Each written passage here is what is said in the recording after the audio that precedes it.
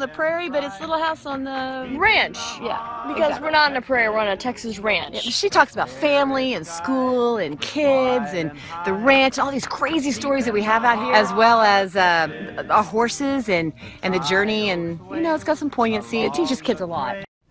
That looks pretty interesting, I'll tell you that. And joining me now is the younger of the two beautiful ladies in that video. You probably are aware of both of them. Juliette Turner, founder of the political blog The Voice of the Future, author of a brand new book that's not hay in my hair. There it is on your screen. And of course, she's the daughter of actress and author Janine Turner. Welcome back, Juliette. Good to see you. Thanks for having me. It's good to hear you because I can't see you. I know, but you could take my my word. I'm here. There you go. I'll take your word for it. All right. So first of all, I just think it's great. I was so impressed with you when you were here. I told you I have your resume in front of me. It's about 5 pages long, and it should be the resume of a 96-year-old, person, not someone who's your age. But it's very impressive, obviously. Tell me about the book. Tell me about That's Not Hay in My Hair. What's in there?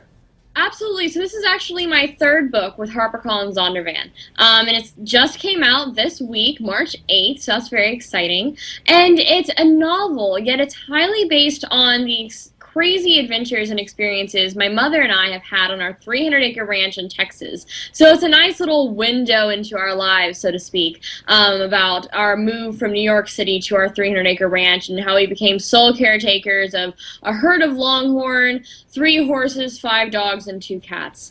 And it's a great story, I think, because it's funny and quirky and humorous, yet it's poignant at the same time. And I hope that readers will learn a lot from it and learn a lot from Jules, the main character. Juliette, Jules, I get it. Yeah, very clever, very clever. Yeah, exactly.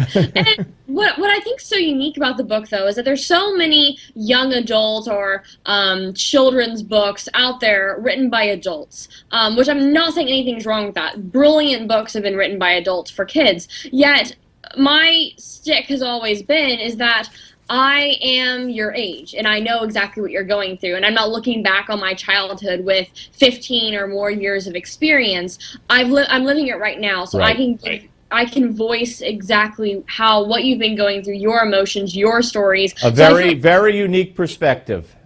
Yes. Very unique perspective. All right. Well, I think it would be a great read. Folks, pick it up. That's Not Hay in My Hair. I love the title. But now let me ask you. I mean, you're very political. You're very interested in politics. You're a very strong supporter of the Constitution. You speak at various schools around the country. I think 50 schools or more. You have the blog. You have your organization, your foundation. But so talk about what is someone like you, your age, 18 years old, who's so involved. And so politically savvy. What do you did you watch the debate, for instance, the Republican debate the other night, and what did you think?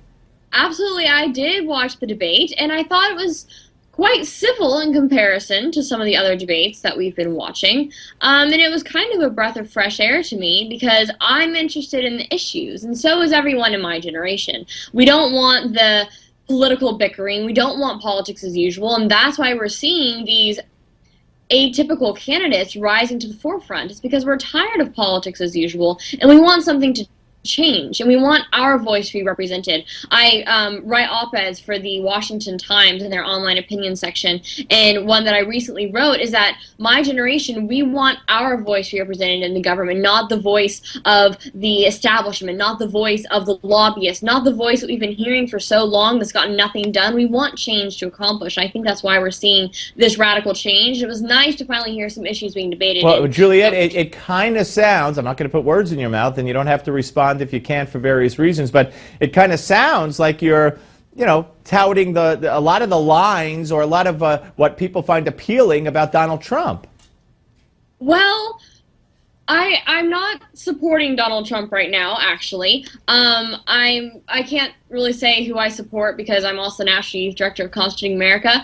But I think it's an interesting time right now. And I think above and the bottom line is that we need to support whatever candidate the people choose. I think this whole idea that the establishment can control who is going to become the nominee is just outrageous, because the people are choosing, and I hear these pundits saying, oh, but it's still just 39% of the American people who are supporting Donald Trump. I'm like, well, really, that's all that ever supports in the primaries until they're down to 2. Right, especially when there have been 17 candidates and now there are still 4, 30 to 35, 36%. Isn't that bad? Juliette, listen, come back. I'd love to hear your voice and your thoughts as the campaign progresses. And folks, don't forget the book. That's not hay in my hair. Now, in my case, I don't know what it is in my hair, but it's not hay in Juliette's hair. And say hello to your mom.